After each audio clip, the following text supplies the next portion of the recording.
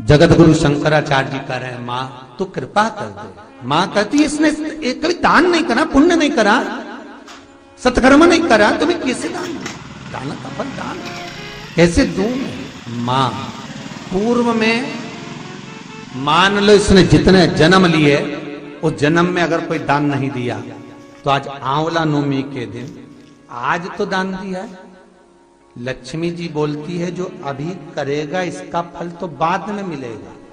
जगत गुरु शंकराचार्य जी कहते हैं, मां मैं आपसे केवल इतना सा मांगना चाहता हूं, इस कली काल में आप मुझे वर दे दो कि एक दिन ऐसा हो आंवला नवमी का जिस दिन जो दिया जाता है उसका फल जीते जी ही मिल जाए। बस इतनी कृपा कर। जगत गुरु शंकराचार्य जी के शब्द देखिए, गौदान करा उसका फल बाद में मिलेगा, कुछ दान करा उसका फल बाद में, पर आंवला नवमी के दिन अगर आपने कुछ दान दिया है, आंवला नवमी के दिन अगर आपने दान किया है, उसका फल जगत गुरु शंकराचार्य जी माता लक्ष्मी से कहते आज की आज मिलना चाहिए।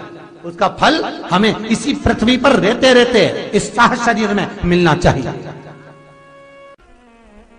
आज ही का दिन है महाराज, अक्षय नवमी। विष्णु पुराण कहती है, स्कंद पुराण कहती है, मान लो कोई आंवले का पेड़ आपने लगाया, बहुत बड़ा हो गया, उसमें फल नहीं लग रहा है, वो फलित नहीं हो रहा, बहुत बड़ा हो गया, उसमें एक फल नहीं लगा, तो किसी पवित्र नदी का, गंगा, यमुना, सरयू, नर्मदा, क्षिप्रा, मंदाकिनी, गोदावरी, किसी पवित्र नदी का जल आपके पास में हो तो आज आंवला नवमी के दिन जो फल नहीं रहा हो, वृक्ष जिसके अंदर आंवले ना लगते हो, आंवले का वृक्ष बहुत बड़ा हो गया, फलित नहीं हो रहा, आज ही के दिन गिनती करूं, एक कटोरी में जल लेकर नारायण नारायण और शिव का स्मरण कर कर उस पेड़ के नीचे डाल दिया जाता है, तो वो पेड़ जो है, वृक्ष जो है, वो फलने लगता है, उसमें फल लगना चालू हो जाता है।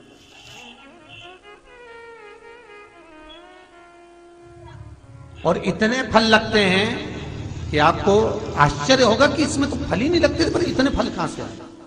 अर्थात आज भी हमारी विष्णु पुराण, आज भी हमारी स्कंद पुराण, आज भी हमारी पद्म पुराण, भागवत पुराण आज भी कहती है कि आंवला नवमी का किया गया पुण्य, आंवला नवमी का किया गया दान, आंवला नवमी के दिन किया गया सत्कर्म खाली नहीं जाता। अर्थात जैसे जरा सा जल का सिंचन करने पर वृक्ष फलीभूत हो जाता है, उसमें ढेरों फल लग जाते हैं, उसी तरह हमारा किया गया दान पुण्य सत्कर्म, अगर हमने 1 रुपए का भी दान दिया, गौ माता के निमित्तार्थ, मंदिर के निमित्तार्थ, वृद्धाश्रम के निमित्तार्थ, भोजन के निमित्तार्थ हमने कुछ भी लगाया है, आपने गाय को भी रोटी दी है, आपने किसी ब्राह्मण को भोजन कराया है, आपने आज आंवले का दान करा है, किसी सौभाग्यवती नारी को एक फल तक दिया है, तो वो तुम्हें मिलेगा, 1000 गुना होकर मिलेगा।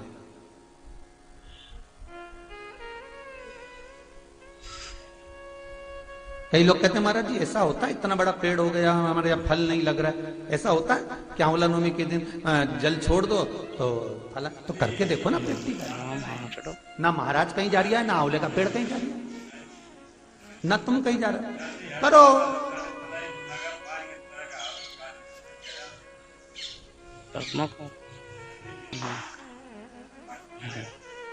पर विष और आस, जम के बोलो, विश्वास, विष को त्याग कर आस पकड़ कर रखना, हो जाएगा।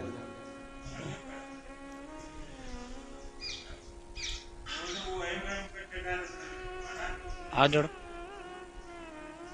दोनों हाथ। आज ही का दिन है आंवला नवमी का।